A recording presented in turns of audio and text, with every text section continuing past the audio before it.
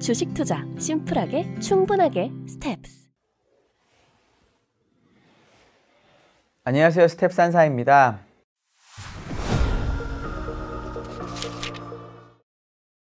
이제 4분기 미국의 기업 실적 발표가 거의 끝나가고 있습니다. 그러니까 실적 발표에 대해서 많이 우려하셨던 것처럼 기업들의 실적은 지금 별로 좋지 않습니다. 예상보다 대부분이 약한데요. 이 약한 실적에도 불구하고 주가가 생각보다 지금 잘 버티고 있습니다. 이 잘 버티는 주가의 원인이 뭘지를 생각을 해볼 필요가 있는데 저는 두 가지 정도로 생각을 합니다. 첫 번째는 소위 말하는 인슈런스 컷, 인슈런스 금리 인하에 대한 기대가 있습니다. 보험 금리 인하라고 저희가 얘기를 많이 하는데 이런 겁니다. 지금 인플레이션은 분명히 떨어질 거다. 파월 의장이 얘기하는 것처럼 디스인플레이션 시기에 진입했다. 이런 거거든요.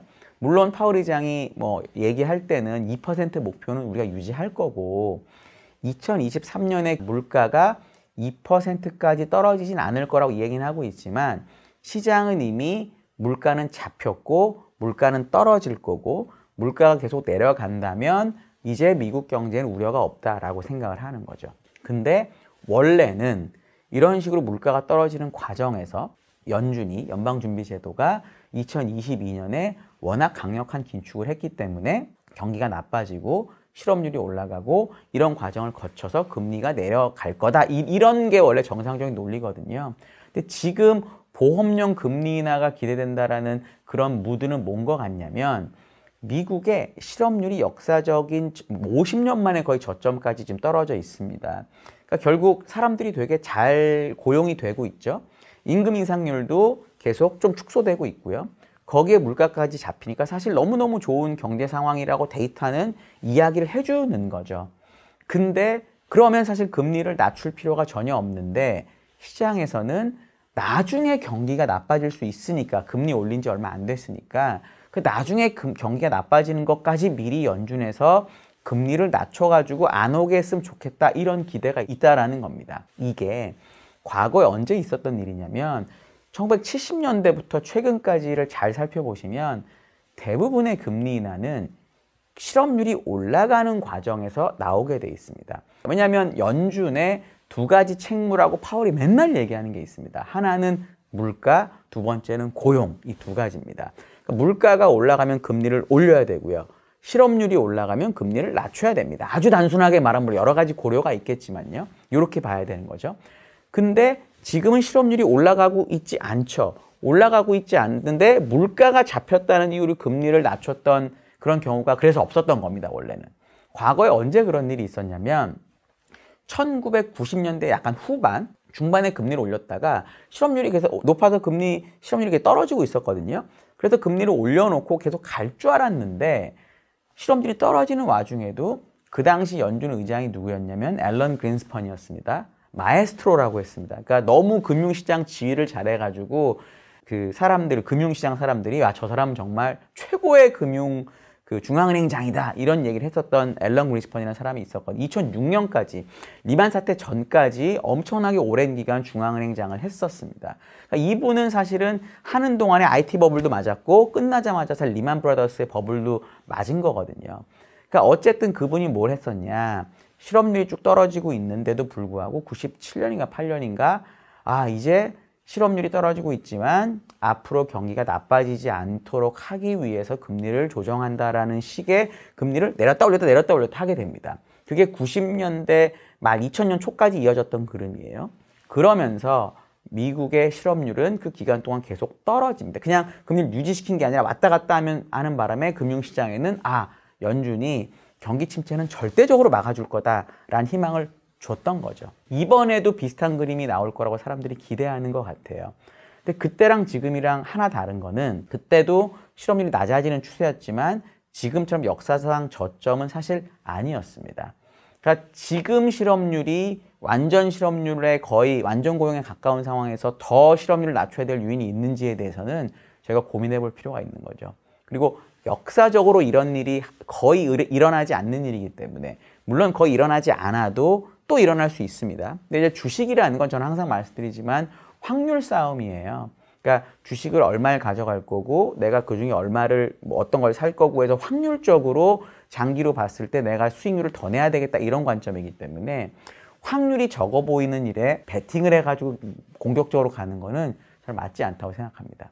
요거에 대한 기대가 최근에 주가가 좀 버텼던 이유인 것 같고요. 두 번째가 이제 실적에 관한 겁니다. 실적 추정치를 쭉 보고 제가 컨센서스를 보다 보니까 4분기 실적이 안 좋았잖아요. 당연히 올해 실적에 대해서 추정치를 애널리스트들이 낮춰야 됩니다. 근데 추정치 낮춘 걸 보니까 언제다 많이 낮췄냐? 1분기 실적 추정치는 되게 많이 낮추고요. 2분기, 3분기, 4분기 추정치는 별로 안 낮췄습니다. 이거는 근데 애널리스트들의 긍정 평향은 어쩔 수가 없어요. 저도 종목 담당 애널리스트를 훨씬 오래 했었는데 예를 들어 작년 연말에 이렇게 실적이 안 나온 게 있으면 그 다음에 실적을 볼 때는 희망을 갖고 추정을 하게 돼 있습니다. 이건 누구나 그렇습니다. 왜냐하면 4분기 안 좋았으니까 1분기는 안 좋겠지. 하지만 앞으로 좋아지지 않을까라는 희망을 넣는 거거든요. 이게 이렇게 추정이 돼 있기 때문에 컨센을 보시면 YOY EPS 증가율의 바닥이 언제로 나오냐면 작년 4분기로 나옵니다. 작년 4분기 YOY가 마이너스고요. 올해 1분기도 마이너스긴 한데 그 마이너스 폭이 주는 걸로 컨센서스가 잡혀 있습니다. 근데 만약에 2분기, 3분기, 4분기의 EPS 하향폭이 1분기만큼 커져서 예를 들어 추가로 3에서 5% 정도 EPS가 하향 조정이 되면 이 EPS 성장률의 바닥이 언제로 이연이 되냐면 2023년 1분기로 이연이 됩니다. 그러니까 이미 바닥이 지났다라고 우리가 느끼면서 주식을 샀던 분들 입장에서는 만약에 어닝 바닥이 한 번 더 뒤로 미뤄진다는 게 현실화가 되면 정말 이런 일이 있는 거야? 라고 걱정할 수가 있다라는 거죠. 그러니까 지금은 연준의 보험성 금리 인하와 이미 실적의 바닥은 지났다라는 두 가지가 맞물리면서 주가가 상당히 강했던 것 같아요. 그러니까 이 부분이 실제로 되느냐 안 되느냐를 저희 구독자분들은 꼭 보셨으면 좋겠고요. 마지막으로 제가 밸류에이션 얘기를 오랜만에 좀 드려보려고 해요. 왜냐하면 금리가 0%일 때 밸류에이션하고 기준금리가 4.75%일 때 밸류에이션은 완전 다릅니다. 그러니까 0%면 PE를 할 수 없으니까 예를 들어 0.5%라고 치면 무위험 자산의 PE가 200배라는 뜻입니다. 역수기 때문에 4.75%면 무위험 자산의 PE가 22배 정도 되는 겁니다. 200배일 때는 주식이 30배 뭐 가도 그래도 얘보단 싸지 생각하는데요. 22배일 때는 16배일 때도 정말 싼 건가? 이런 생각을 하게 돼 있죠. 이걸 이제 수식으로 바꿔놓은 게 일드갭이라는 겁니다. P의 역수에서 무위험 수익률을 빼가지고 구하는 거죠. 지금은 어떤 상황이냐면 원래 무위험 수익률을 단기를 쓰던 장기를 쓰던 이게 큰 차이가 없어야 되는데 또는 단기보다 장기의 이자율이 높아야 되는데 왜냐하면 오랫동안 돈을 묶어놓으니까요. 지금은 이 단기하고 장기 수익률이 역전이 되어 있습니다. 특히 폭이 커요. 기준금리는 4.75%인데 10년물은 3.6% 정도밖에 안 되거든요.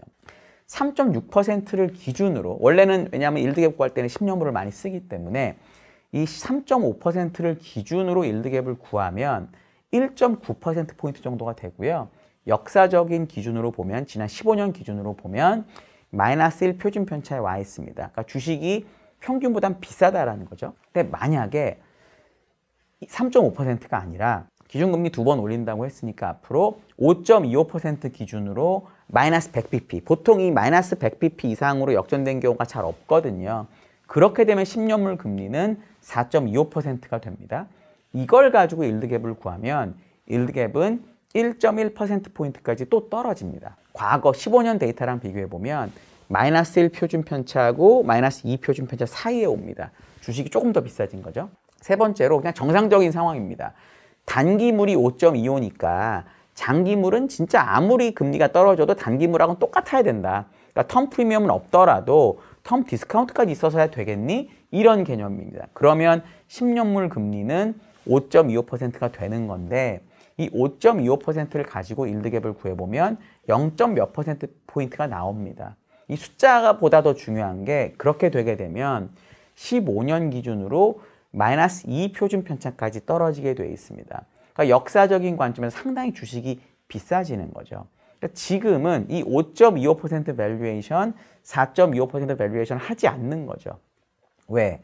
연준에서 1번으로 돌아가는데 연준에서 지금은 경기가 나쁘지 않은데 앞으로 경기가 나빠질 거를 대비해서 금리를 미리 낮춰줄 거야 라는 기대가 있는 거죠.